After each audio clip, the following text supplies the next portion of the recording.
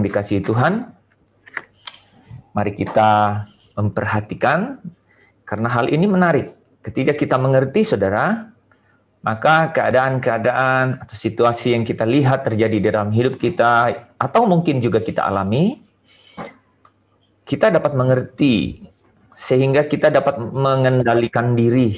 Kita juga dapat menahan diri. Tapi sesuatu yang sangat penting dari semuanya itu adalah di dalamnya saya dan saudara dapat bersuka cita. Itu yang sangat penting. Karena damai sejahtera, sukacita itu sangat dicemburui oleh yang jahat dari hidup saya dan saudara. Dia ingin sekali itu diambil dari hidup saya, saudara. Dan banyak caranya.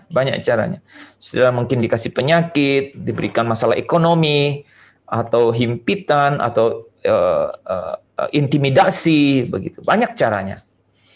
Tetapi sesungguhnya damai sejahtera itulah yang sungguh-sungguh ingin kita temukan di tengah-tengah dunia yang sedang menuju kepada kebinasaannya ini. Nah, saudara, saya sangat bersuka cita dapat menyampaikan ini kepada saudara mengenai uraian pesan Yesus Kristus ini ya kepada jemaatnya di sepanjang abad di seluruh dunia. Karena ini menjadi kekuatan atau penguatan kepada setiap anak-anak Tuhan, kepada setiap orang-orang yang sungguh-sungguh mau setia. Ya, orang-orang yang sungguh mau memilih hidup kudus, hidup suci, taat, dan tidak mengikuti dunia ini. Ya, kita akan hidup di dalamnya dengan caranya Tuhan. Saudara, saya ulangi ya, kita akan hidup di dalamnya dengan caranya Tuhan, dan bukan dengan cara dunia ini.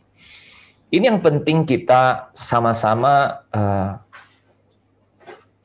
ingin temukan atau rindu alami, saudara. Ya, Bapak Ibu saudara yang dikasihi Tuhan, kita sudah membahas minggu yang lalu materi mengenai gulungan kitab yang dibuka. Gulungan kitab ini memang jadi sangat penting karena mengandung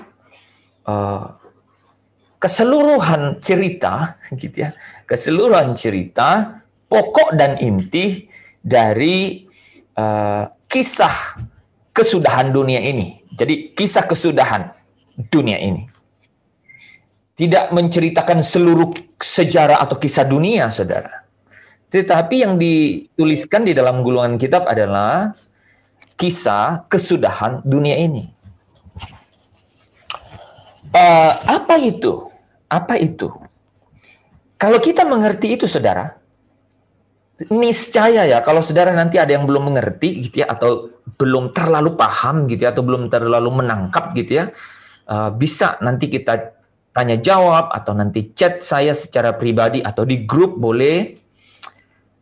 Karena dengan demikian, dengan mengerti ini, memahami ini, kita itu bisa menahan diri, mengendalikan diri, dan kemudian dapat menemukan ini yang paling penting, yang ketiga, ya, menemukan cara yang Tuhan mau kita melewati situasi kondisi dunia ini. Kondisi dunia ini kita nanti jelaskan.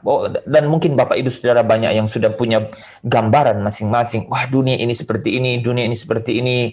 Apalagi dalam keadaan-keadaan yang sedang suffer sekarang ini ya, sedang di bawah tekanan, sedang susah gitu ya, sedang susah sekarang ini. Saudara pasti bisa kemudian bisa menemukan yang namanya damai sejahtera di tengah-tengahnya. Nah, ini penting, bukan? Ini menjadi sesuatu yang sentral, bukan? Ini menjadi sesuatu yang menjadi utama, bukan? Di dalam hidup kita. Bapak, Ibu, dan saudara yang dikasihi Tuhan, perjalanan ke depan tidak ada yang tahu masih berapa lama. Tidak ada kepastian mengenai itu. Sejauh akal kita bisa menerawang, hati kita bisa menyelangi, sejauh-jauhnya, sedalam-dalamnya, tidak punya tidak punya kepastian mengenai itu. Dan segala sesuatu yang tidak pasti, saudara-saudara, itu membuat kita menjadi cemas. Segala sesuatu yang tidak pasti membuat kita ragu, bimbang, dan itu memunculkan kekhawatiran. Bungkus dari semuanya ini namanya ketakutan, saudara. Dan inilah agenda utama iblis membawa ketakutan. Ini berbahaya sehingga firman Tuhan itu hadir. Firman Tuhan itu hadir. Firman Tuhan hadir dengan membawa satu kabar baik, yaitu kasih. Kasih, di mana ada kasih di sana, ketakutan itu lenyap, saudara. Kasih ini masuk ke dalam setiap kehidupan kita menjadi satu kebenaran, saudara. Dan kebenaran ini menjadi hidup. Tidak hanya datang sekali dan kemudian lenyap, atau datang sekali kemudian menyelesaikan 1, 2, 3 masalah dan kemudian selesai dan pergi. Tetapi kasih ini atau kebenaran ini, yang di dalam kebenaran ini, itu dia menuntun, dia itu hidup, saudara, di dalam kita. Ini yang penting kita benar-benar sadari, saudara. Ya, kebenaran ini itu hidup. Dia memiliki energon, saudara. Dia itu berdinamika, saudara, di dalam hidup kita. Dengan cara saya dan saudara itu memiliki gairah, kerinduan, keinginan untuk terus mencarinya. Matius 6 ayat 33 katakan, carilah dahulu kerajaan Allah dan kebenarannya. Jadi carilah dahulu kerajaan. Dan kerajaan di sini, saudara, itu tidak bicara mengenai makan minum, tidak bicara mengenai segala sesuatu yang secara fisik kita bisa lihat, atau dengan secara keseluruhan dikatakan bukan hal-hal yang sementara, saudara. Hal-hal yang sementara ini akan binasa, saudara. Tetapi waktu Matius 6:33 katakan carilah dahulu kerajaan Allah, maka kerajaan ini bicara mengenai sukacita dan damai sejahtera oleh Roh Kudus, saudara. Dan this is the God's way. Ini adalah jalan Tuhan untuk dapat melintasi, saudara, ya, melintasi, dan kemudian bisa menyelesaikan seluruh perjalanan di tengah-tengah dunia yang sedang menuju kebinasaan ini. Nah, saudara yang dikasihi Tuhan, untuk itu isi dari gulungan kitab ini itu akan penting sekali untuk kita bisa pahami, ya. Dan saudara, gulungan kitab ini itu ada 7 materai. 7 materai. Ada 7 materai. Satu persatu ketika dibuka kita akan mengerti satu hal. Ketika yang lain dibuka kita akan mengerti satu hal. Ketika seluruhnya nanti terbuka, saudara, kita akan mengerti satu hal. Bagaimana kita merespon, bagaimana kita memposisikan hati kita, pikiran kita, perasaan kita, atau seluruh keberadaan kita di dalam menghadapi situasi, kondisi. Nah, saudara yang dikasihi Tuhan, minggu lalu ya, saya sudah jelaskan bahwa gulungan kitab ini itu termeterai 7, saudara. Ya, termeterai 7. Dan berisi mengenai kisah kesudahan dunia ini. Apa itu kisah kesudahan dunia ini? Terdiri dari 2 paling tidak, saudara, 2 pokok yang paling penting, yaitu pertama, mengenai penebusan umat pilihan, dan yang kedua adalah penghakiman untuk seluruh dunia. Saya ulangi ya, saudara, gulungan kitab ini terdiri dari 7 materai. Secara singkat gitu ya, itu terdiri dari 2 hal, yaitu bagaimana penebusan umat pilihannya dan bagaimana penghakiman dunia ini. Nah, saudara, kalau mau diringkas, gulungan kitab itu sebenarnya dikemas, saudara, dikemas di dalam 7 materai, 7 sangkakala, dan 7 cawan. Ya, saya coba tunjukkan kepada saudara ya. Jadi itu dikemas di dalam Sudah bisa dilihat di layar ya. 7 materai, 7 sangkakala, dan 7 cawan, saudara. Yaitu gulungan kitab ini. Nah, singkat saja sebelum kita masuk, jadi kita akan masuk ke dalam satu ringkasan kemasan, saudara, dalam kesimpulan mengenai gulungan kitab ini terdiri dari 7 materai. Nah, saudara bisa lihat ada 7 materai ya. Materai pertama, kedua, 3, 4, 5, 6, dan 7. Materai ke-7 ini, saudara, itu terdiri dari 7 sangkakala. 1, sangkakala kedua, ketiga, keempat, kelima, keenam, dan ke-7. Dan sangkakala ke-7 itu terdiri dari 7 cawan murka. Yang pertama, kedua, ketiga, keempat, kelima, keenam, dan ke-7. Jadi pada dasarnya, ya, 7 materai itu, pada materai yang ke-7 itu menjadi panjang, saudara. Ya. Nah, malam hari ini kita akan lihat waktu yang ada, sejauh mana kita bisa jalan, gitu ya. Ini akan panjang, ya. Jadi kalau teman-teman lihat bahwa keseluruhan 7 materai ini itu bicara mengenai penebusan umat pilihan dan penghakiman untuk seluruh dunia. Ya, karena firman Tuhan berkata di dalam 2 Petrus 3 ayat 7, tetapi oleh firman itu juga, saudara, firman itu juga, langit dan bumi yang sekarang, teman-teman bisa perhatian, langit dan bumi yang sekarang, yang kita diami ini. Langit dan bumi yang sekarang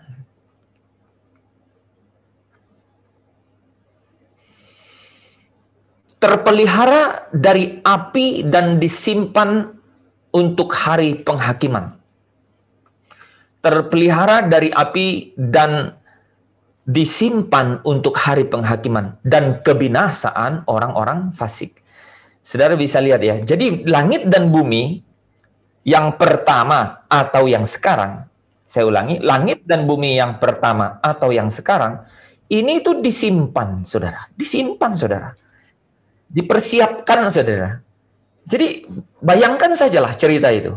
Bayangkanlah cerita itu ya. Bahwa langit dan bumi yang sekarang atau yang pertama ini itu disimpan untuk penghakiman. Kalau kita tahu seperti itu, saudara, bagaimana mungkin kita memilih cara hidup untuk menetap atau fokus kepada apa yang ada di dunia ini? Kalau dunia atau bumi yang ada sekarang ini itu disimpan untuk penghakiman. Ya, nah, saudara yang dikasihi Tuhan, sebelum kita lanjut ya dalam 7 materai ini, saya ingin membawa saudara juga untuk melihat apa sih kerangka secara umum mengenai kitab Wahyu. Jadi kita bisa lihat bahwa hal ini bisa membawa kita sungguh-sungguh kepada satu pengertian dari satu sisi yang lain, gitu ya. Nah, teman-teman, kerangka nih kitab Wahyu yang kita bahas, kita sudah bahas 7 jemaat, ya. Kita sudah bahas 7 jemaat. Itu pasal 1 sampai 3. Nah, bicara mengenai 7 materai yang kita akan bahas, gitu ya. 7 sangkakala, 7 cawan, ini dijabarkan dalam pasal 4 sampai pasalnya yang ke-20. Bapak Ibu bisa bayangkan ya.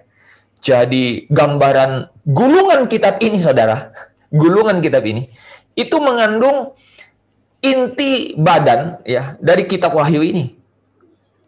7 materai, 7 sangkakala, 7 cawan, yang saya sudah gambarkan di atas tadi ya. 7 materai, 7 sangkakala, 7 cawan. Itu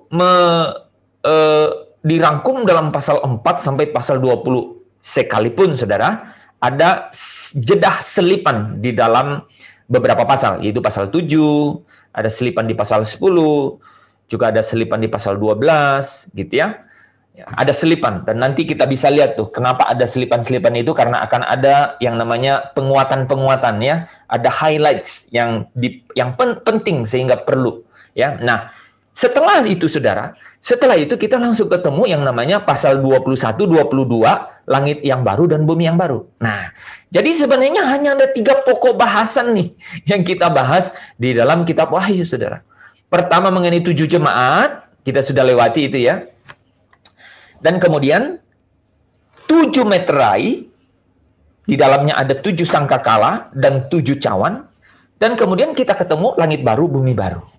Oke, jadi malam hari ini tuh malam permulaan masuk ke dalam badannya, saudara. Ya, inti pokok dari kitab Wahyu, yaitu isi dari gulungan kitab ini. Bukan mengenai sejarah dunia, saudara, tetapi mengenai kisah kesudahan dunia. Itu, kisah kesudahan dunia. Yaitu apa? Yaitu bagaimana orang-orang umat pilihannya ditebus, karena mau selesai kan? Mau selesai ini.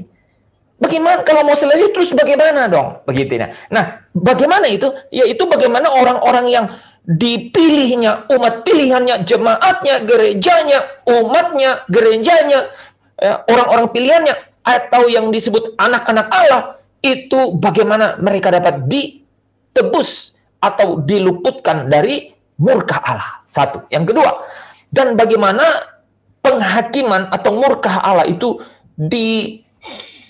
dicurahkan, saudara, karena bentuknya tuh cawan, saudara, ditumpahkan oleh Tuhan, gitu ya. Nah, malam hari ini dalam setengah jam ke depan, gitu ya, kita akan bahas itu ya, saudara ya.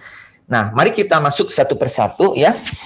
Nah, saudara yang dikasihi Tuhan, ini saudara rileks dan kemudian ambil catatan supaya bisa bertanya.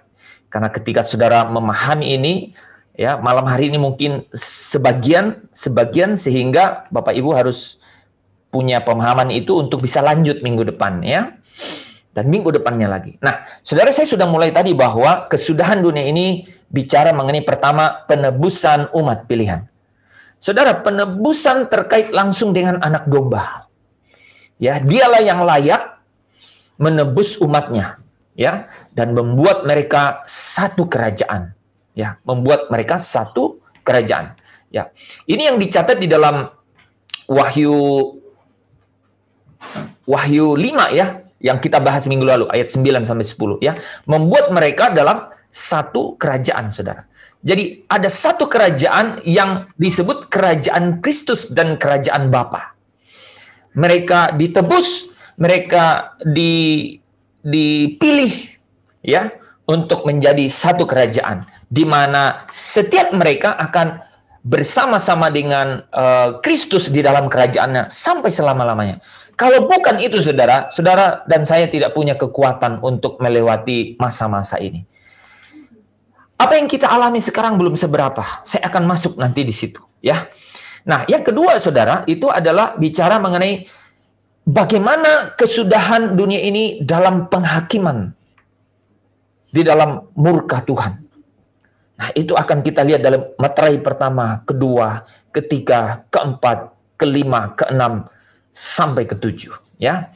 Nah, saudara yang dikasihi Tuhan, kita akan lihat itu satu persatu. Ya. Kita mulai malam hari ini dengan Wahyu 6. Saya membaginya sebenarnya ada, kita baca malam hari ini Wahyu 6 ayat 1 sampai 8 dulu, saudara ya. Kalau kita bisa lanjut baru kita coba untuk lanjut ya. Kalau tidak kita akan sambung minggu depan. Nah, kita baca dulu Wahyu 6 ayat 1 sampai ayatnya yang ke-9. Saudara bisa lihat di layar. Judulnya ke-6 meterai pertama dibuka. Karena masuk ke pasal 7 itu ada selipan. Ya. Kemudian lanjut nanti meterai ke-7 di mana isinya adalah 7 sangkakala. Jadi memang disengaja ini ya. Jadi 6 meterai pertama ada selipan di pasal 7. Kemudian nanti pasal 8 itu bicara mengenai mengenai meterai yang ke-7. Nah, malam hari ini kita akan bahas sampai meterai yang keempat saudara ya. Kita coba sampai situ. Oke, kita baca dari ayat 1 sampai ke 8. Maka aku melihat anak domba itu membuka yang pertama dari ketujuh meterai itu, dan aku mendengar yang pertama dari keempat makhluk itu berkata dengan suara bagaikan bunyi guru, mari. Dan ayat yang kedua, dan aku melihat sesungguhnya ada seekor kuda putih, dan orang yang menungganginya memegang sebuah panah, dan kepadanya dikaruniakan sebuah mahkota. Lalu ia maju sebagai pemenang untuk merebut kemenangan. Ayat yang ketiga, dan ketika anak domba itu membuka meterai yang kedua saudara, aku mendengar makhluk yang kedua berkata, mari. Ayat yang keempat, dan majulah seekor kuda lain, seekor kuda merah padam. Jadi meterai kedua, kuda merah padam. Dan orang yang menungganginya dikaruniakan kuasa untuk apa? Mengambil damai sejahtera dari atas bumi, sehingga mereka saling membunuh. Dan kepadanya dikaruniakan sebilah pedang dan yang besar. Ayat yang kelima, dan ketika anak domba itu membuka meterai yang ketiga, dan aku mendengar makhluk yang ketiga berkata, mari, dan aku melihat sesungguhnya ada seekor kuda hitam, dan orang yang menungganginya memegang sebuah timbangan di tangannya. Ayat yang ke-6, dan aku mendengar seperti ada suara di tengah-tengah keempat makhluk itu berkata, secupak gandum sedinar dan 3 cupak celai sedinar, tetapi jangan rusakkan minyak dan anggur itu. Ayat yang ke-7, meterai yang ke-4, dan ketika anak domba itu membuka meterai yang ke-4, aku mendengar suara makhluk yang ke-4 berkata, mari. Ayat yang ke-8, dan aku melihat sesungguhnya ada seekor kuda hijau kuning atau pucat, ya. Dan orang yang menungganginya bernama Maut, dan kerajaan Maut mengikutinya. Dan kepada mereka diberikan kuasa atas 1/4 dari bumi, saudara. Kuasa atas 1/4 dari bumi untuk apa? Membunuh, saudara, dengan pedang, dan dengan kelaparan, dan sampar, dan dengan binatang-binatang buas yang di bumi. Saudara yang dikasihi Tuhan, kalau saudara perhatikan itu, bukan hal yang mudah dilewati, ya, saudara. Bukan hal yang. Nah, kita akan masuk satu persatu.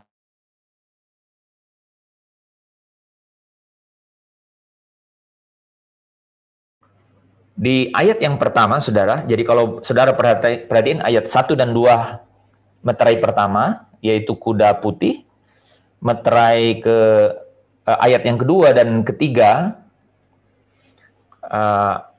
ayat yang kedua dan ketiga itu kuda merah padam. Ayat yang ketiga dan keempat, ya, 1 dan 2 itu kuda putih, ayat yang ketiga dan keempat itu kuda merah padam, ayat kelima dan keenam itu kuda hitam, ayat ke-7 dan ke-8 kuda hijau kuning. Jadi ada 4 meterai malam hari ini. Ada 4 kuda dan 4 meterai, saudara. 4 kuda, 4 meterai. Ini kita akan masuk satu persatu, ya. Kita mulai dari ayat yang pertama dan kedua, saudara. Jadi hanya ada 4 bagiannya. Kita selesai dalam 20 menit ke depan. Maka aku melihat anak domba itu membuka yang pertama dari ke-7 meterai.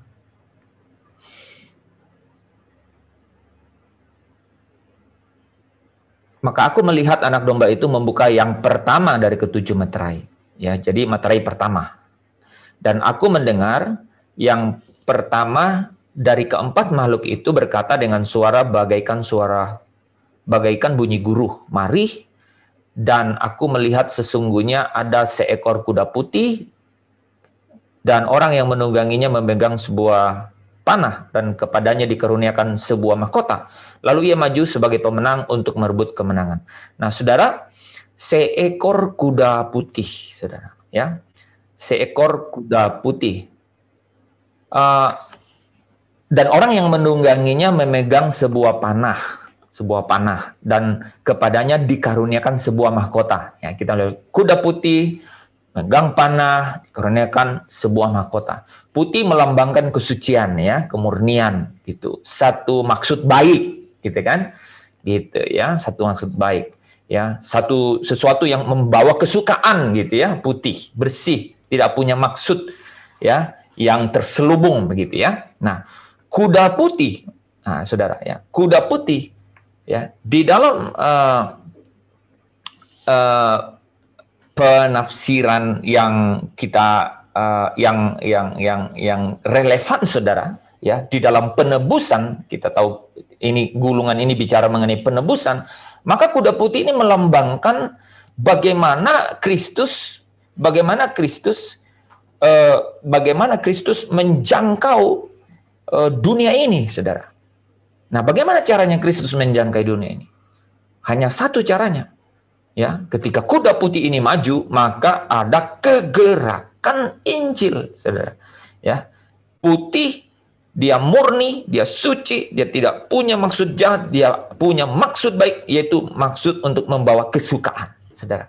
Jadi memiliki satu kegerakan untuk menjangkau setiap manusia, setiap jiwa untuk ke satu kabar baik, yaitu apa? Kabar baik yang membebaskan hidup mereka. Ya, jadi waktu kuda putih ini, waktu meterai pertama ini dibuka, yaitu kuda putih, maka ini memberikan satu gambaran bahwa ada pergerakan pengabaran Injil ke seluruh dunia. Jadi ketika meterai ini dibuka, maka kita bisa mengerti, dan ini Bapak Ibu tahu ya, bahwa ini kan terjadi sekitar tahun 60-an ya, 60-an ya. Sekitar tahun 60-an ya. Kitab Wahyu ini. Dan Yohanes Pembaptis itu Rasul Yohanes ini masih hidup tuh sampai tahun 98. Dia mati karena lanjut usia ya. Jadi sekitar tahun 98. Jadi kata-kata ini itu situasinya di tahun 60-an, saudara. Waktu dia menerimanya di Pulau Patmos. Itu kira-kira 30-an tahun setelah Roh Kudus dicurahkan. Setelah Pentakosta. Sekitar itu. Di mana Injil disebarkan ya dari Yerusalem ya, Samaria, Yudea, Samaria ya, sampai ke ujung bumi ya. Sampai ke ujung bumi. Nah, ketika ini disampaikan kepada Yohanes, maka Yohanes mendapatkan satu hal, bahwa ini adalah satu gambaran bahwa pergerakan pekabaran Injil itu harus disampaikan, diteruskan sampai ke ujung dunia. Ya. Nah, Kristus mengutus Injilnya. Jadi kuda putih ini menggambarkan Kristus mengutus Injilnya, yang dalam sejarah gereja terbukti nggak pernah bisa dihentikan. Ya, di dalam sejarah gereja ya, atau sejarah dunia sekalipun tidak pernah bisa dihentikan. Ya, nah mungkin ada cara lain untuk melihat kuda putih ini ada apa gitu ya. Mungkin orang bilang, oh Kristus, tapi kalau itu sangat mudah dibantah ya saudara, bahwa tidak mungkin Kristus yang buka meterai terus kuda itu sendiri, Kristus sendiri, kan nggak mungkin begitu ya. Ya, secara porsi dalam cerita itu saja sudah tidak mungkin, gitu ya. Atau ada orang yang mengatakan ini antikris, ya, digambarkan kuda putih, ya, nggak masuk akal juga ya, tidak ada yang tersambung di situ, ya. Nah, mungkin ada yang berkata begitu karena kata selanjutnya adalah orang yang menungganginya memegang panah. Nah, ini menarik, nanti kita bahas itu. Karena rupanya panah di situ, ya, itu bukan panah, tapi sebenarnya busur, gitu ya. Jadi penunggangnya itu bukan memegang panah, tapi busur. Dalam bahasa aslinya itu tokson, ya, tokson. Jadi sebenarnya busur yang tanpa panah. Menarik ya, busur tanpa panah, gitu. Nah, kita kembali dulu ke mengenai arti atau lambang dari kuda putih. Kuda putih ini menjadi kegerakan untuk mengabarkan Injil. Karena inilah inti dari pokok penebusan umat Allah. Harus ada Injil. Ya. Apapun situasinya, Injil ini harus diberitakan. Ya, firman Tuhan itu tidak bisa dibelenggu, saudara ya. Kalau Bapak Ibu tahu, firman Tuhan berkata dalam, Paulus sendiri memakai ayat itu di 2 Timotius 2 ayat 9 ya. Karena pemberitaan Injil inilah aku menderita. malah dibelenggu seperti seorang penjahat. Tetapi firman Allah tidak terbelenggu. Firman Allah itu tidak terbelenggu. Ya, firman Allah pasti dan harus disampaikan. Bahkan Yesaya 55 ayat 11 katakan apa? Demikianlah firmanku yang keluar dari mulutku. Ya, ia tidak akan pernah kembali. Saudara, ia tidak akan pernah kembali. Ya, tidak pernah akan kembali. Ya, kepadaku dengan sia-sia. Kepadaku dengan sia. Tetapi ia akan melaksanakan apa? Apa yang ku kehendaki, melaksanakan apa yang ku kehendaki dan apa? Berhasil dalam apa yang kusuruhkan kepadanya. Dia akan melaksanakan apa yang menjadi kehendak Allah dan berhasil, saudara. Ya, firman inilah yang akan mengalahkan dunia, saudara. Ah, ini muncul kata-kata mengalahkan dunia, ya. Firman inilah, karena ini satu kegerakan, firman ini akan mengalahkan dunia. Dan firman ini kekuatan Allah. Roma 1 ayat 16 mencatat, sebab aku mempunyai keyakinan yang kokoh dalam Injil, karena Injil adalah kekuatan Allah yang menyelamatkan setiap orang yang percaya. Pertama-tama orang Yahudi, tetapi juga orang Yunani. Ini ada teman-teman yang nanya kemarin, ya. Inilah, ya. Jadi pertama-tama orang Yahudi, tetapi juga orang Yunani. Orang Yunani mewakili seluruh orang di dunia ini selain orang Yahudi. Nah, saudara yang dikasihi Tuhan, ini yang memberikan kita satu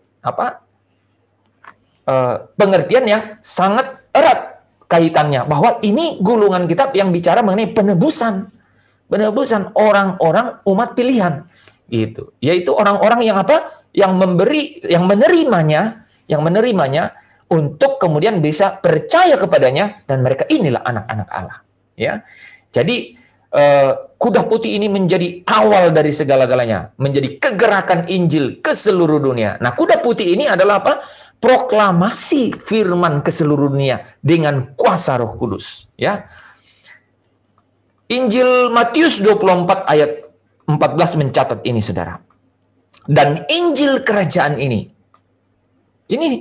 adalah inti dari penebusan itu. Injil kerajaan ini akan diberitakan ke seluruh dunia, ya, di seluruh dunia, ya, menjadi kesaksian bagi semua bangsa, saudara. Ya, menarik sekali, ya. Di seluruh dunia, bagi semua bangsa. Sesudah itu apa, saudara? Barulah tiba kesudahannya, saudara. Barulah tiba kesudahannya. Wah, kita kan judulnya malam hari ini kesudahan dunia. Jadi sebelum kesudahan dunia, apa yang paling inti? Penebusan umat pilihan. Dan itu mulai dengan Injil. Itulah kuda putih. Kita bahas sedikit mengenai penunggangnya, ya, saudara. Dikatakan penunggangnya itu memegang busur, memegang panah. Nah, di dalam aslinya, saudara, bukan panah, tapi busur, gitu, ya. Tokson, busur, artinya tanpa panah. Busur yang tanpa panah, artinya berperang. Artinya apa, saudara? Dalam Injil ini dikabarkan, saudara, itu tanpa kekerasan, tanpa menyakiti orang. Panahnya nggak ada, busur. Ya, ini penting, dan ini menurut saya sangat penting bagi penginjil-penginjil, ya, kita sebagai orang-orang yang kemudian dibilang pergilah, ajarkanlah mereka mengenai apa yang telah kuajarkan kepadamu, dan baptislah mereka. Nah, ini bagaimana mengajarkan Injil. Ingat ini, saudara, kuda putih itu ditunggangi oleh seseorang, ya, yang memegang busur tapi tidak punya panah, artinya tanpa kekerasan, tanpa menyakiti orang lain. Peperangan rohani orang percaya ini yang diindikasikan di Efesus 6 ayat 12, kan, bahwa bukan melawan darah, bukan melawan apa? Darah dan daging, bukan fisik, saudara, ya. Ya, berperang mereka menangan ini tanpa kekerasan, gitu, ya. Nah, jadi penunggangnya memakai mahkota. Lagi-lagi dikatakan penunggangnya memakai mahkota. Nah, mahkota yang dipakai di sini itu dari kata Stepanos. Ya, jadi kalau ada yang bernama Stefanus, gitu, Stephen, ya, nah, itu bagus namanya, ya, artinya mahkota. Ya, penunggangnya ini membawa busur tanpa panah, ya, dan kemudian memakai mahkota, saudara. Ya, artinya apa? Artinya dia adalah pemenang, saudara, yang diberikan raja kepada seorang pemenang. Ya, mahkota diberikan raja kepada seorang pemenang, atau kepada orang yang sedang berjuang kembali dari peperangan diberikan mahkota. Mahkota ini berbeda dengan mahkota yang dipakai Tuhan Yesus, ya. Dalam bahasa aslinya itu crown atau diadema atau crown, berbeda, ya. Itu artinya ornamen untuk raja. Dia memang raja, ya. Bukan sesuatu yang kemudian seperti orang-orang percaya lakukan, kerjakan, dan kemudian dalam mencapainya perjuangannya dia menang sehingga diberikan mahkota. Ya, nah saudara, sebagai kesimpulan di sini ya, sebagai kuda putih ini ada penunggang. Jadi menurut saya penunggangnya di sini adalah orang percaya, saudara dan saya, sebagai pemenang, gitu. Karena apa? Karena sudah ditebus oleh darah Kristus, gitu. Nah, mereka menaklukkan dunia. Ingat ini, saudara, mereka menaklukkan dunia dengan kabar baik, yaitu Injil. Ya, mereka menaklukkan dunia dengan Injil atau kabar baik itu, dan mereka meraih kemenangan atau memenangkan jiwa-jiwa, ya, tanpa peperangan. Jadi tidak benar cara-cara kita menyampaikan Injil dengan cara kekerasan, gitu. Tidak benar, karena itu memang bukan caranya, gitu. Ini gambaran yang sangat penting. Injil bukanlah kegerakan untuk menyakiti atau memaksa orang lain untuk mengakui atau menerima Yesus, bukan. Ya, ini gambaran yang sangat menarik, ya. Para evangelis, gitu ya, penginjil, ya, hamba-hamba Tuhan, ya, bahwa kuda putih menggambarkan satu kegerakan Injil, dan penunggangnya itu apa? Memakai busur tanpa panah, tanpa kekerasan, tanpa pemaksaan, tetapi dia akan meraih kemenangan, ya. Karena apa? Ada mahkota, ya. Saudara, kita lanjut ya ke kuda yang materai yang kedua. Apa yang terjadi dengan materai kedua pada saat dibuka, ya? Yaitu ayat yang ketiga dan keempat. Dan ketika anak domba itu membuka materai yang kedua, aku mendengar makhluk yang kedua berkata, "Mari," dan majulah seekor kuda lain, warnanya seekor kuda merah padam, saudara. Dan orang yang menungganginya dikaruniai, saudara, dikaruniai kuasa, dikaruniai kuasa untuk mengambil damai sejahtera, saudara. Apa? Damai sejahtera di bumi. Sehingga mereka saling membunuh, dan kepadanya dikaruniai sebilah pedang. Saudara, kuda kedua ini berwarna merah padam. Merah padam, yang menungganginya dikaruniai kuasa untuk mengambil damai sejahtera. Saudara, merah melambangkan darah, saudara. Sudah mulai agak ini, ya. Jadi merah melambangkan darah. Darah yang tercurah, saudara. Ini merujuk kepada apa? Peperangan. Tapi bukan peperangan fisik, saudara. Peperangan di sini tuh melukiskan apa? Konflik yang terjadi, saudara. Setelah kuda putih keluar membawa Injil ke seluruh dunia, maka terjadi konflik, saudara. Terjadi konflik antara kepentingan Allah dan kepentingan iblis. Antara Kristus dan antikristus. Antara pekerjaan Roh Kudus dan pekerjaan apa? Siapa? Nabi-nabi palsu. Liars, pembohong. Itu, ya. The truth and the liars, gitu, ya. Roh Kudus dan nabi-nabi palsu, atau roh-roh jahat, gitu. Saling berperang, kan? Dan bisa saja kita menjadi medan perangnya, saudara. Jiwa kita jadi medan perangnya, saudara. Ya. Nah, kuda merah padam, kuda kedua, yaitu materai kedua ini keluar merah padam. Gambaran dari satu peperangan secara apa? Secara in spirit, saudara. Antara kepentingan Allah, kepentingan iblis, kepentingan Kristus, kepentingan antikristus, kepentingan Roh Kudus, kepentingan roh-roh najis, gitu ya, roh kudis, gitu ya, roh jahat, gitu ya. Nah, saudara, apa yang terjadi? Saat Injil yang dibawa oleh kuda putih, saudara, itu diberitakan ke tempat-tempat baru, ya, yang terjadi apa? Konflik, pertentangan di sana sini, menjadi nyata, kan? Ada pertumpahan darah pasti. Dan kita sering dengar, kan? Ada daerah-daerah, ya, penjil-penjil ke tempat ini. Itu menunjukkan ke kita bahwa materai kedua itu udah dibuka. Ya, para penginjil kemana? Jangan nggak perlu kemana-mana. Di tengah-tengah tempat kita tuh ada orang-orang yang kemudian apa? Terjadi konflik dan kemudian terjadi penumpahan darah. Karena Injil, itu. Ya, bahkan saudara tahu ya ayat itu. Tuhan sendiri berkata, jangan kamu menyangka bahwa aku datang untuk membawa damai di atas bumi. Aku datang bukan untuk membawa damai, melainkan pedang. Nah, kita sekarang kalau mengerti ayat itu kita bisa pakai nih. Oh, itu materai kedua itu.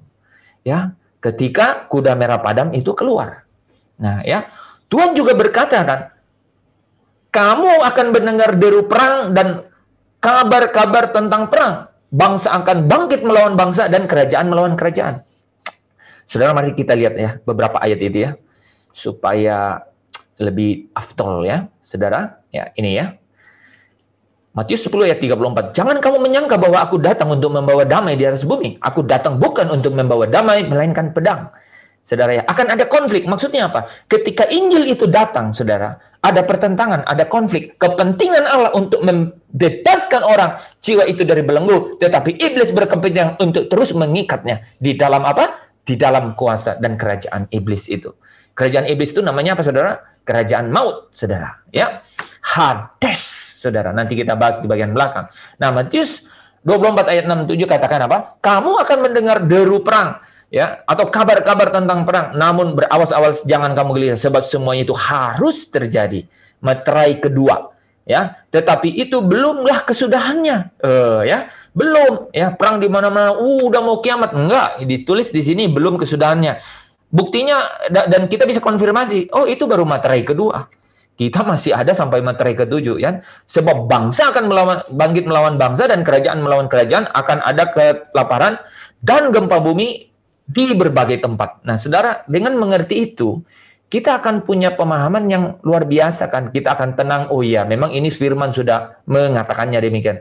Bahkan saudara bisa tahu ya, bahwa di dalam kehidupan kita, ya, di dalam hidup ini, bahkan kita bisa melihat keadaan-keadaan yang naik turun, perang damai, ya, gencatan senjata namanya, ya, terjadi ya, gencatan senjata. Terus besok perang lagi gitu.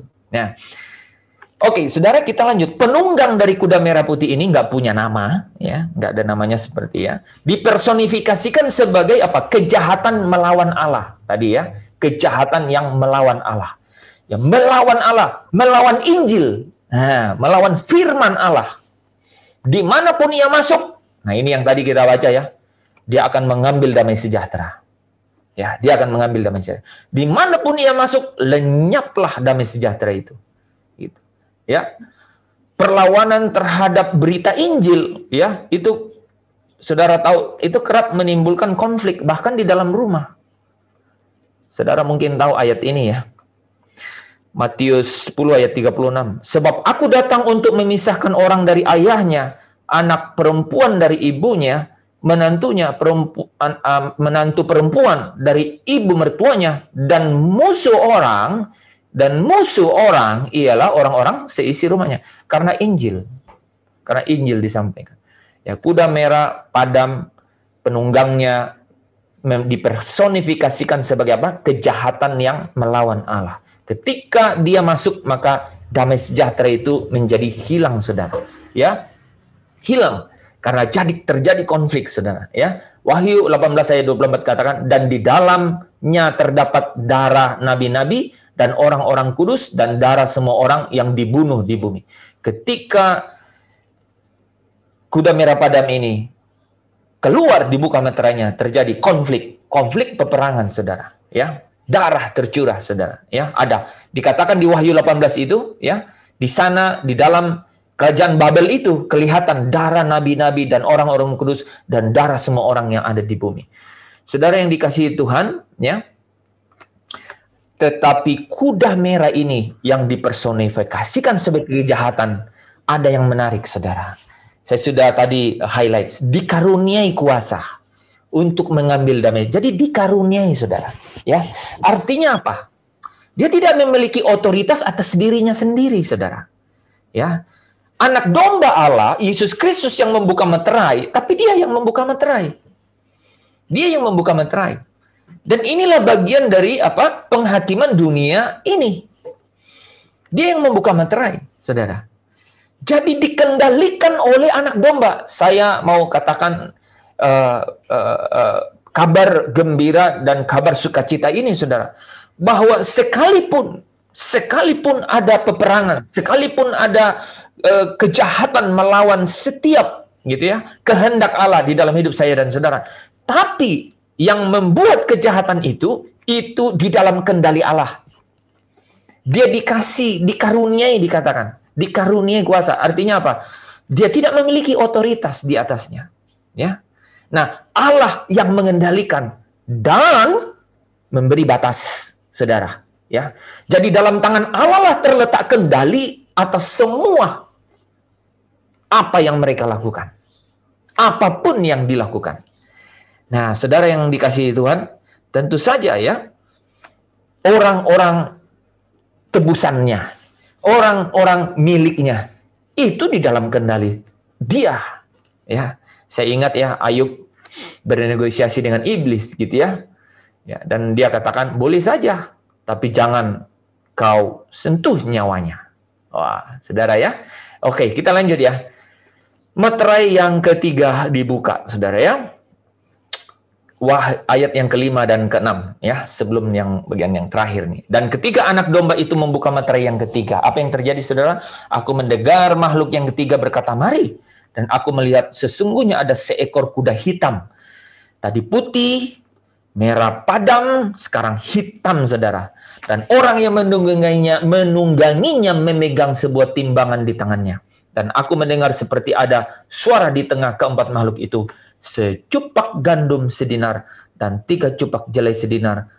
Tetapi janganlah rusakkan minyak dan anggur itu. Saudara yang dikasihi Tuhan, ayat ini bicara mengenai kuda hitam ya. Kuda hitam bicara mengenai satu lukisan, saudara, kelaparan, saudara. Ya. Seperti diilustrasikan di situ ada timbangan untuk mengukur berat makanan, saudara ya, dan tinggi harganya gandum dan jelai ya. Ada gandum di situ, ada jelai gitu ya. Allah berbicara kepada bangsa Israel. Kalau saudara perhatiin di dalam Imamat 26 ayat 26. Jika aku memusnahkan persediaan makananmu, maka 10 perempuan akan membakar roti di dalam satu pembakaran. Artinya sesak-sesakan. Mereka akan mengembalikan rotimu menurut timbangan tertentu ditakar, saudara, ditakar, saudara. Dan kamu akan makan tetapi tidak menjadi kenyang. Kebayang nggak, saudara? Masaknya sesak-sesakan, saudara. Setelah masak dikasihnya ditakar. Setelah yang ditakar itu dimakan tidak kenyang, saudara. Ngeri ya, saudara ya, keadaannya ya. Kuda hitam dibuka meterainya. Itu sudah terjadi sekarang, saudara? Sudah. Di banyak tempat, saudara ya. Sesudah itu ia, ya di Heskel juga dicatat ini ya. Sesudah itu ia berfirman kepadaku, hai anak manusia, sesungguhnya aku akan memusnahkan persediaan makanan di Yerusalem. Dan mereka akan memakan roti yang tertentu timbangannya. Ya, saudara ya. Tertentu timbangannya, saudara ya. Nggak boleh banyak-banyak. Dengan hati yang cemas, wah, udah tertentu timbangannya, makannya dengan hati yang cemas. Juga mereka akan meminum air dalam ukuran terbatas, saudara. Wah, ukuran terbatas dengan hati yang gundah gulana, saudara. Ini keadaannya, saudara. Ini keadaan dunia di bawah kesudahannya, saudara. Tetapi ingat, saudara, Yesaya 55 berkata, hai, marilah. Untuk umat-umat tebusan, hai, marilah. Makanlah roti tanpa uang pembeli. Minumlah susu. Panggilan untuk umat-umat tebusan. Panggilan keselamatan. Tetapi kepada dunia yang dalam kesudahan, saudara bisa membayangkan. Kuda hitam, saudara. Engkau akan dikatakan apa? Roti yang ditimbang tertentu timbangannya, dengan hati yang cemas kau makannya. Juga minum dengan ukuran terbatas dengan hati yang gundah gulana. Saudara, kalau kita lihat dunia ini, ya banyak. Itu kalau kita jauh memandang, saudara, ada di mana-mana terjadi. Itu terbuka, ya. Meterai ketiga ini dibuka, saudara. Ya, nah, saudara, berbeda dengan pemandangan sebelumnya ya, ada kuda putih, ada kuda merah padam ya. Sekarang ada suara yang membawa satu pesan di tengah-tengahnya, saudara. Ya, Di tengah-tengah itu saudara ada pesan. Dari ke tengah 4 makhluk dikatakan apa? Suara siapa ini? Saudara tahu ya, kan di situ dikatakan tadi. Dan aku mendengar suara dari apa? Mendengar apa katanya? Aku mendengar makhluk yang ketiga dan aku melihat sesungguhnya ada seekor kuda hitam. Dan kemudian dikatakan apa? Dan di tengah-tengah keempat makhluk itu berkata, ada suara di tengah-tengah keempat makhluk itu dan berkata, secupak gandum sedinar, 3 cupak jelai sedinar, tetapi janganlah rusakkan minyak dan anggur. Saudara, ada suara. Siapa suara ini? Nah, kita mudah ya setelah kita bahas Wahyu pasal 4, pasal 5. Ya, ini di tengah tahta. Ya, di tengah tahta. Ya, jadi bisa saja anak domba yang bersuara begitu atau dari Allah sendiri. Ya, jadi bila materai ini dibuka di depan tahta, maka suara ini kemungkinan itu dari anak domba atau Allah di tengah-tengah makhluk-makhluk itu, keempat makhluk dan ke-24 tua-tua. Nah, dari dia terdengar berita mengenai apa? Wah, tengah kelaparan, saudara. Secupak gandum sedinar, 3 cupak jelai sedinar. Itu berita kelaparan. Ya, Allah yang kerap memperingatkan umatnya akan ada kelaparan. Sekarang kembali memberitakan tentang kurangnya persediaan makanan. Digambarkan dengan secupak gandum. Dan 3 cupak jelai. Jelai itu saudara roti yang buat hewan. Ada roti yang kualitasnya kurang. Roti juga. Ada roti gandum, ada roti jelai gitu.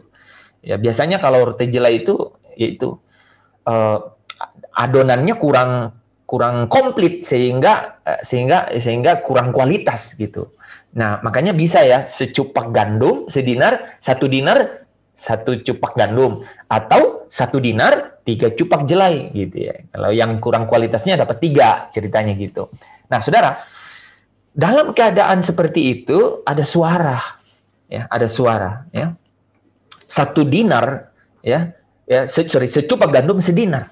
Saudara, itu bicara mengenai sedinar. 1 dinar itu uang logam Romawi ya. Sedinar itu adalah upah harian seorang buruh kasar gitu. Yang artinya harga sedinar itu hanya untuk secupak gandum gitu. Adalah secupak gandum, artinya hanya untuk makan 1 kali. Ya, 1 dinar hanya bisa beli secupak gandum yang setara dengan 1 potong roti. Artinya bisa makan hari itu 1 hari kerja makan untuk makan 1 roti. Mahal ya. Nggak ada lagi untuk keluarganya. Ya, atau orang lain atau persediaan besok. Gitu. Atau ia bisa membeli 3 cupak jelai dengan harga yang sama, tetapi jelai itu kurang, kualitasnya kurang. Ya saudara ya. Nah, jadi jika pekerja harus membayar 1 dinar untuk 1 cupak gandum, maka hampir bisa membuat dirinya hampir tidak bisa membuat dirinya hidup. Ya, cukup ya, tidak ada sisa uang untuk yang lain. Karena upah 1 hari kerja hanya untuk makan 1 roti saja. Artinya apa? Keadaannya sengsara. Materai ketiga itu membuka satu keadaan bahwa akan ada kelaparan gitu. Ya, tapi di tengah-tengah itu dikatakan, tetapi jangan rusakkan minyak dan anggur itu. Nah, ini menarik ya. Jangan rusakkan minyak dan anggur. Wah, di tengah-tengah materai itu terbuka, yaitu untuk penghakiman dunia ini, tentu saja juga ada rencana untuk orang-orang tebusan. Kalau teman-teman dari tadi lihat ya, selalu ada di mana orang-orang tebusan ini selalu mendapat perlindungan atau dikendalikan dari anak domba atau raja ini. Gitu ya. Jangan rusakkan minyak dan anggur itu. Artinya apa? Minyak dan anggur adalah bahan pokok di masa Yohanes itu menerima pesan ini. Itu adalah minyak untuk masak. Artinya pokok, kebutuhan pokok. Anggur untuk minuman sehari-hari. Kebutuhan pokok. Artinya apa?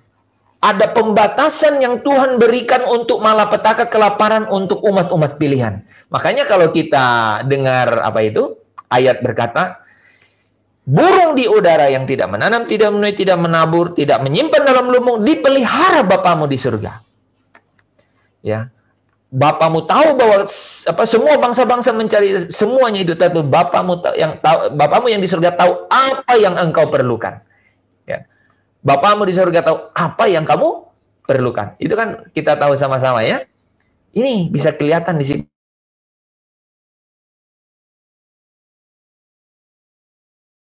Ada satu statement di tengah-tengah kelaparan, jangan rusakkan minyak dan anggur, ya. Tuhan selalu mencukupkan kebutuhan kita, ya. Burung di udara saja dia pelihara, apalagi orang-orang yang mencari kerajaan Allah dan kebenarannya, ya. Jadi ada juga prophetic message dari situ, saudara. Sejauh saudara bisa bisa menyelami gitu ya, bahwa pesan ini adalah kelaparan itu tidak akan merusak umat Allah yang menerima pengurapan. Ya, saudara ya, menerima pengurapannya ya, di mana minyak selalu digambarkan dengan pengurapan ya. Roh Kudus memberikan pengurapan. Ya, dikatakan ketika kamu mendapat pengurapan ini maka kamu akan terjaga gitu ya. Dan kemudian juga dikatakan anggur, bicara mengenai terus tinggal di dalam persekutuan dengan tubuh Kristus, dengan darah Kristus gitu ya. Dengan persekutuan dengan darah anak domba atau darah Kristus. Nah, ya itu prophetic message-nya dari situ. Saudara bisa menyelami, bisa merenungkan itu, ya. Di tengah-tengah meterai ketiga itu dibuka. Nah, saudara, kita masuk ke bagian yang terakhir, yaitu meterai yang keempat di ayat ke-7 dan ke-8 ini kayaknya pas-pas waktunya ya. Dan ketika anak domba itu membuka meterai yang keempat, aku mendengar suara makhluk yang keempat berkata, "Mari." Dan aku melihat sesungguhnya ada seekor kuda hijau kuning dan orang yang menungganginya bernama Maut. Sekarang punya nama, saudara. Ya, bernama Maut dan kerajaan Maut mengikutinya. Saudara, ada Maut dan kerajaan Maut mengikutinya. Dan kepada mereka diberikan kuasa atas 1/4, saudara. Dari bumi, 25%, saudara. Dari bumi untuk membunuh dengan pedang, saudara. Wow, membunuh dengan pedang dan dengan kelaparan dan sampar dan dengan binatang-binatang buas yang di bumi. Saudara, ini adalah kuda yang keempat di meterai yang keempat. Sebelum minggu depan kita masuk meterai yang kelima dan keenam. Saudara yang dikasihi Tuhan, ya. Dalam teks Yunaninya, kuda keempat ini berwarna pucat. Kalau di situ teman-teman bisa lihat ya, ini warna apa? Dibilang hijau kuning gitu. Kalau dalam bahasa aslinya itu pucat. Ya, Lembaga Alkitab Indonesia menerjemahkan hijau kuning. Ya, nah hal ini melukiskan apa, saudara? Kematian, ya, atau pembusukan yang menimbulkan kejijikan, saudara. Ya, ini lukisan kuda pucat ini melambangkan maut, saudara. Ya, ini kuda pucat ya, hijau kuning ya. Perhatikan dari keempat penunggang kuda ini, saudara. Hanya yang keempat ini yang dikasih nama. Namanya bernama Maut. Hal ini bisa berupa wabah penyakit. Ini saya sengaja berhenti di sini karena keadaan sekarang. Hal ini berupa wabah penyakit atau disebut tadi sampar, saudara. Sampar. Karena dari kata thanatos yang bisa diterjemahkan penyakit. Nah, ya. Thanatos atau penyakit, atau kita bisa lihat juga tadi ada sampar, saudara. Ya, tetapi maut di sini memiliki lingkup yang lebih luas lagi, ya, dari sekadar hanya sampar atau wabah penyakit. Tadi sebenarnya sudah dijelaskan ya, ada pedang, ada kelaparan, bahkan ada binatang buas, gitu ya. Gitu. Nah, saudara bisa lihat, berarti kalau kita lihat sekarang itu meterai keempat sudah dibuka, saudara. Ya, inilah murka Tuhan itu, ya.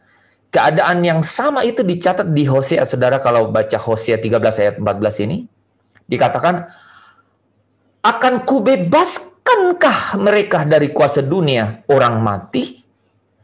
Akan kutebuskah mereka daripada maut?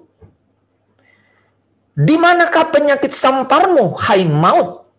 Di manakah tenaga pembinasamu, hai dunia orang mati? Saudara, maut dan dunia orang mati dipanggil, saudara.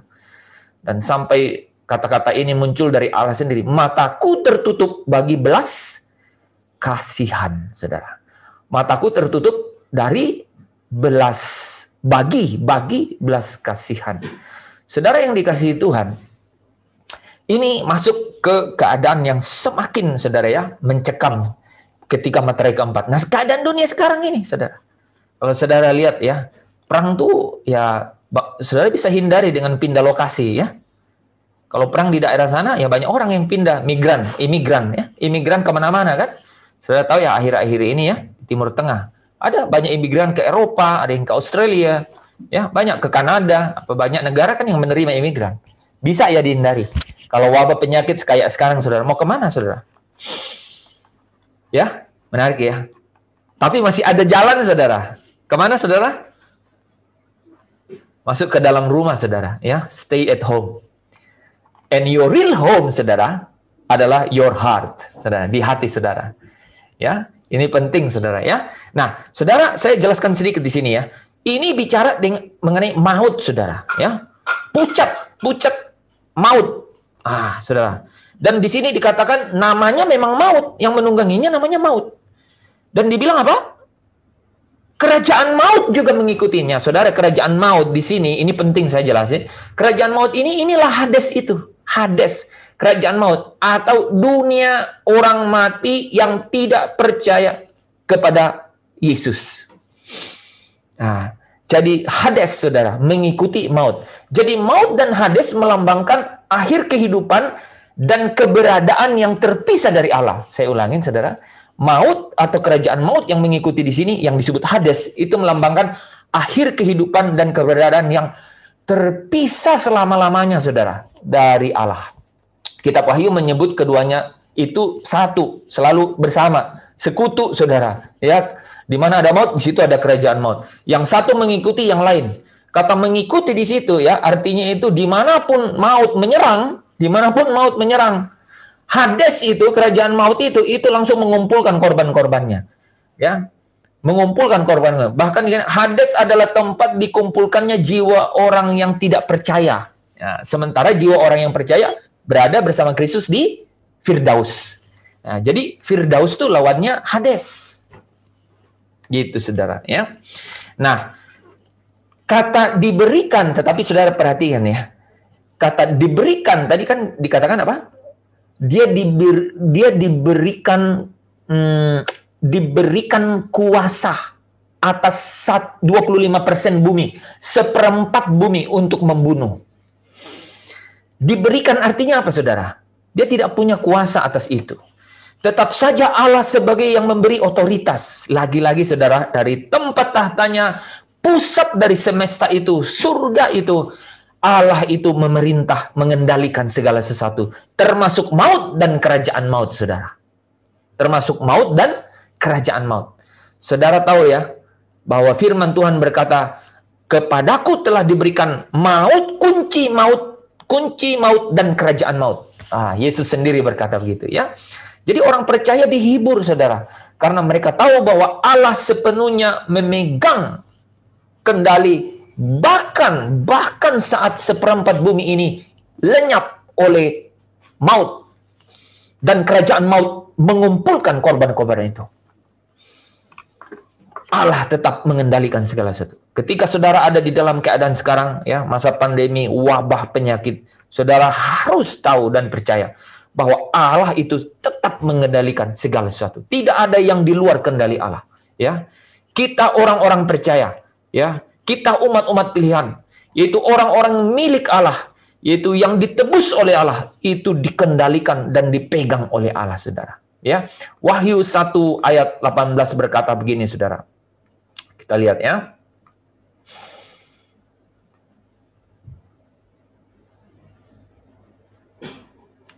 Atau kita lihat Wahyu 7 saja ya, saudara. Nah, waktunya sudah tidak cukup ya. Wahyu 7 ayat 14-15. Maka kataku kepadanya, Tuanku Tuhan mengetahuinya. Ya, jadi ini Yohanes nih, saudara ya.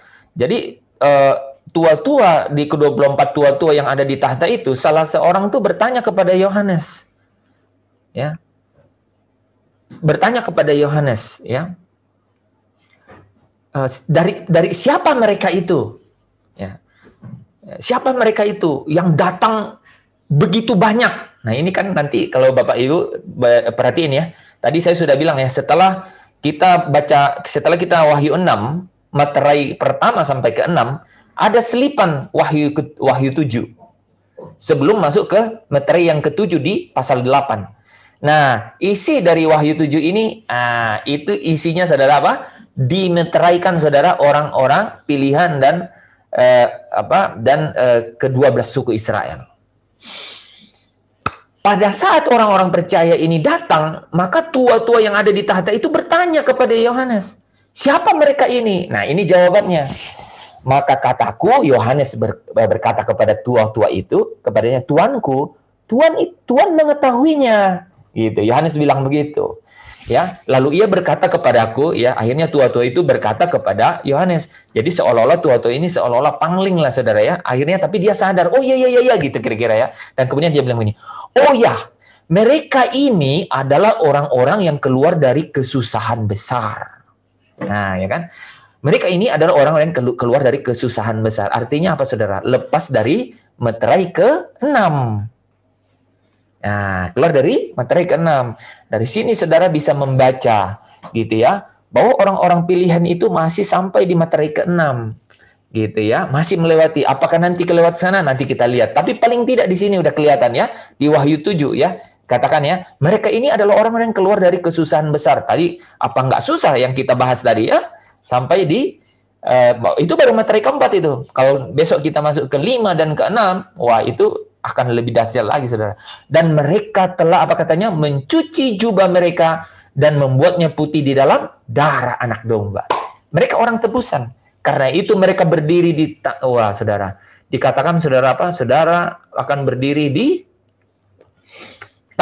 hadapan tahta Allah dan melayani Dia siang malam di bait sucinya, dan Ia yang duduk di atas tahta itu akan membentangkan kemahnya di atas mereka. Saudara, ini bicara kemah saudara, itu kemah untuk umat saudara ya. Itu menarik karena nanti kalau kita lihat baca di Wahyu 21 saudara, maka itu bicara mengenai Yerusalem baru saudara. Ya, satu kemah dibuat oleh Tuhan ya, di mana Allah yang menjadi rajanya, dan kemudian mereka menjadi umatnya, saudara.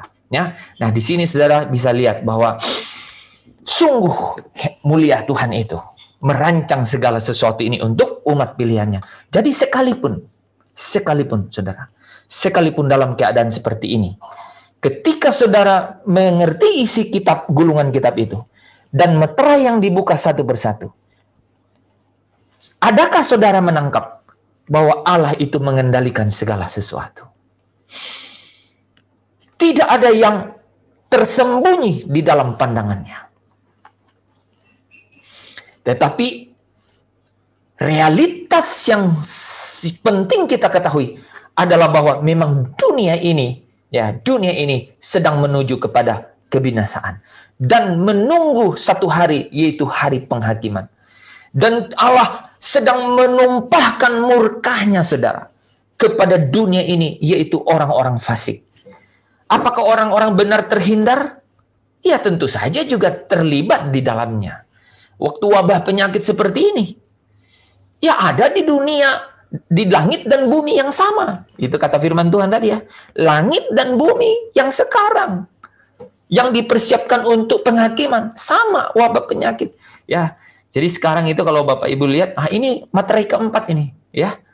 Materai keempat, ya. Penyakit sampar, maut.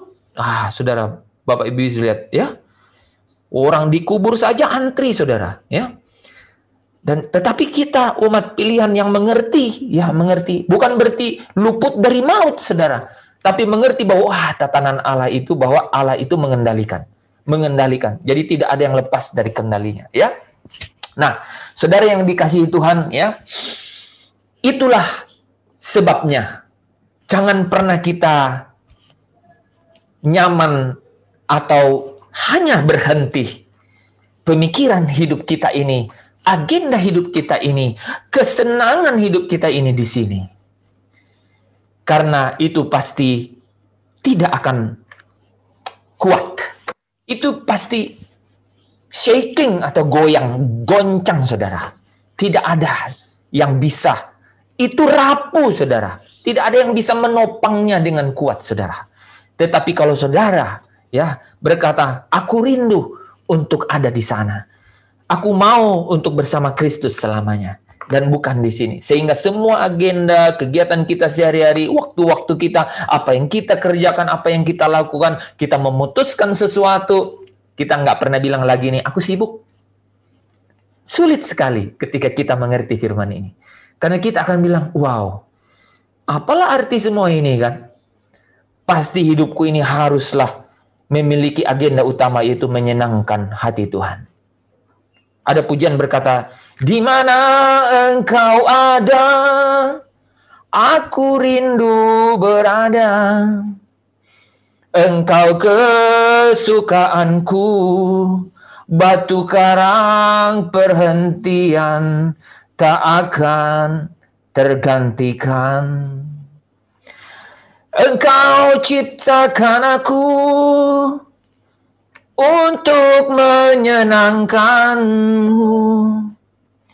Sepanjang hidup ini, sampai di surga nanti, menyenangkanmu selalu. Ya, di mana engkau ada, aku rindu berada. We are not ended in this world. Kita tidak berhenti berpikir untuk apa? Hanya ada di dunia ini, tetapi untuk selama-lamanya berada bersama dengan Dia. Saudara yang dikasihi Tuhan, semoga firman Tuhan yang telah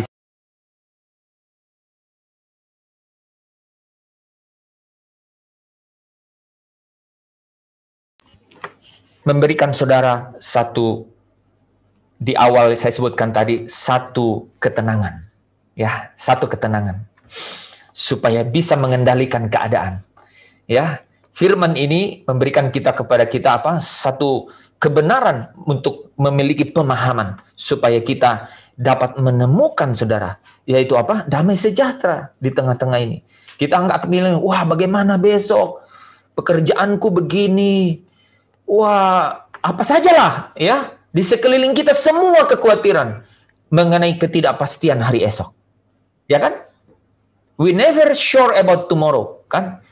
Tidak ada certainty, tidak ada kepastian untuk hari depan. Dan memang demikian. Jadi itu realitas. Terima, berdamai dengan itu, dan pegang satu jalan keluar dari situ. Bahwa di mana engkau ada, aku rindu berada. Jadi di sisa-sisa hidup kita ini, itu yang kita lakukan adalah apa? Menyenangkan hati Tuhan. Mengumpulkan butiran-butiran, saudara.